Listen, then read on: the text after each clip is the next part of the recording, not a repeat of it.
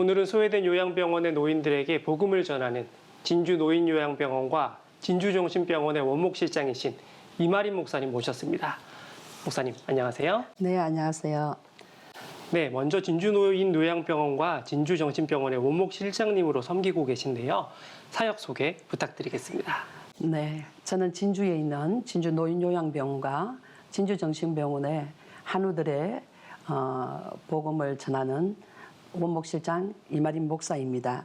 제가 하고 있는 일은 마지막 터미널 케이스에 놓여 있는 어르신들을 복음을 전하는 일과 시대적으로 정신과 치료가 많이 필요한 한우들에게 상담을 통하여서 위로와 치료와 평안을 또는 예배로 인도하는 그런 일들을 하고 있습니다.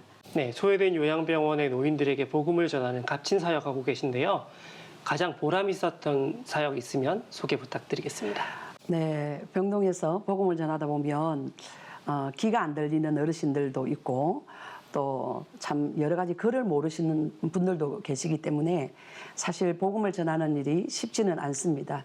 근데 특별히 기억에 참 되는 것은 무당 할머니가 예수님을 믿고 또 세례를 받을 때 굉장히 두려움에 떨고 있을 때 저희들이 안아주면서 세례를 끝까지 잘 문답하게 하고 그분들이 세례를 받고 난 다음에 병동에서 춤을 추면서 나는 예수 믿고 이제 천국 갈 수 있다. 나는 해방되었다 하는 말씀을 나눌 때 참 보람이 있었고요.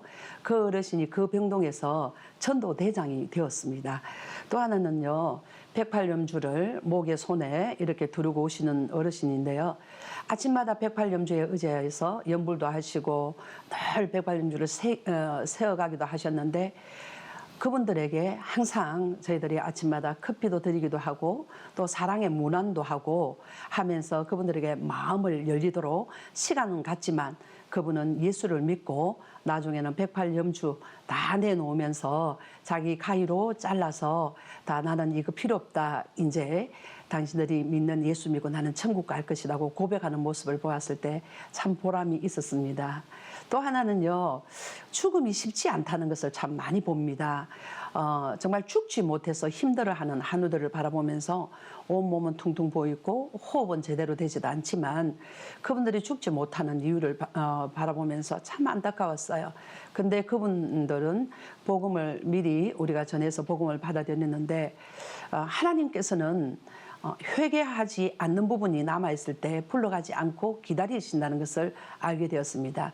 그래서 그분들을 임종 예배를 드릴 때 반드시 저희들은 회개에 그분들의 회개하지 못한 부분들을 저희들이 일일이 알 수는 없지만 그래도 하나님이 여러 가지를 놓고 회개의 기도를 할 때 눈물을 흘리는 모습을 바라보면서 하나님께서 그 회개를 받으시고 편안하게 천국으로 부르시는 모습들을 보았습니다. 참 보람 있는 일이었죠.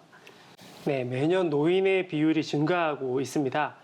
노인 사역이 필요한 이유와 중요성 말씀 부탁드리겠습니다. 네, 지금은 노인 인구가 급증하고 있는데요. 지금의 어르신들은 본인 스스로가 노후 대책에 대한 준비들이 다 미흡합니다.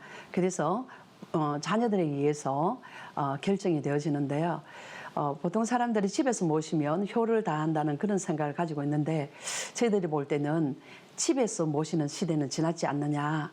왜냐하면 양로원이나 또는 요양원, 요양병원 같은 데서 전문적인 치료를 받으며 좋은 프로그램을 통해서 제2의 삶을 살아갈 수 있도록 만들어주는 것이 더 좋지 않은가라는 생각을 가지게 됩니다.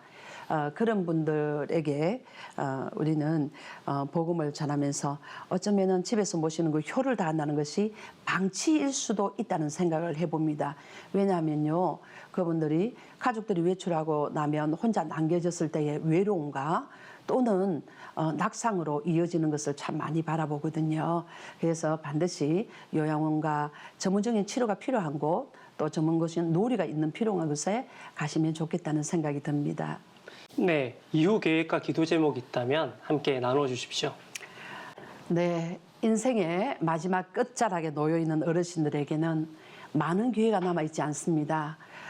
오늘 만났던 어르신들을 내일 만날 수 없는 어르신들도 계시기 때문에 저희들이 노인병동에서 복음을 전하는 일은 너무나도 귀한 일입니다. 많은 사람들이 노인병원에 관심을 가지고 복음을 전해줬으면 좋겠다는 생각을 가지고 있고요.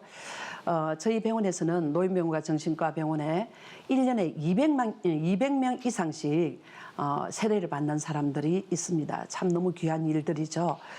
그리고 코로나19를 통해서 잠시 예배가 중단되었던 적은 있습니다. 그러나 이러한 코로나19를 통해서 예배의 문이 막히지 않도록 기도해 주시면 너무나 감사하겠습니다. 네, 소외되고 외로운 곳에 복음을 전하는 귀한 사역 항상 응원하도록 하겠습니다.